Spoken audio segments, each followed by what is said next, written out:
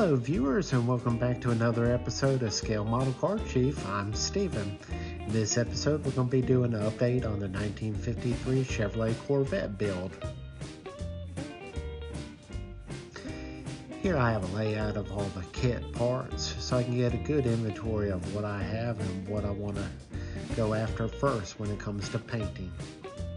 I've chosen my color and I went with a Rust-Oleum color that's as close to Pennant Blue, the 1954 color, that I could find. The only problem with this color was it was in a matte finish. So, yeah, that was okay because later on in the video I'll go to my trusty full wax. Here's the different tan colors that are used on the interior to mimic the 1954 options. The divider that goes in between the seats, and here I'm getting ready to apply a coat of floor polish. I just always get scared, when I think about clearing something, with sprays, whether it's varnishes or whatever. The floor wax just works good for me, so I'm gonna stick with it until I find something else that works good.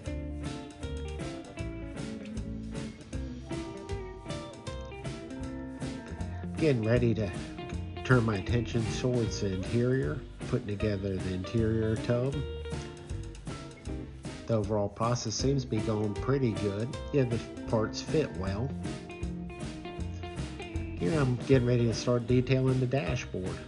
I looked at the decals that came for the instrument cluster, and I just couldn't get them to sit down the way I wanted to. So maybe I should have used Microsol or something. I've never used the product, but I guess I might have to pick some up and see if that would help in the future. So I'll just go back to painting them by hand. Not an issue. It takes a little bit of time. It might not have quite the detail that the decals would have, but still it's a good option. My hand's not as steady as it used to be, but after a couple passes of each gauge circle, I can get enough paint on it to cover and stay within the lines.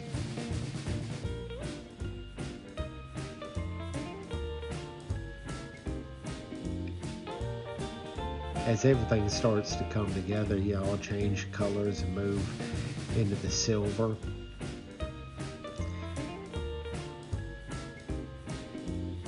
That'll be the speedometer area and the speaker area for the radio on the passenger side.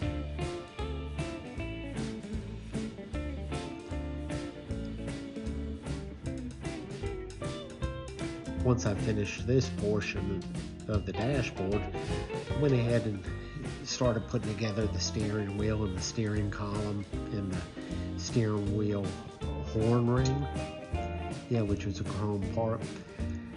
And I think it turns out pretty nice, compared to the factory wheel. All the photos I looked at for reference, I thought it was pretty cool that they had a white steering wheel.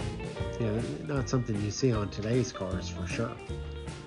But I guess that's what makes the classics, such a work of art compared to today's autos.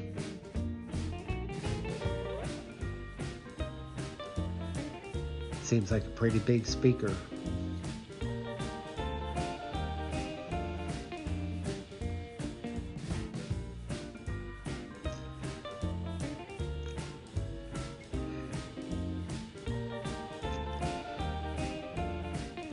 Here I'm applying a little super glue gel, or Gorilla Glue actually, and then I'm going to place the dash assembly into the bucket. Once in place, I've already put glue on the steering column on the back side of the dashboard. I'll wiggle everything and get it to sit properly and let it dry.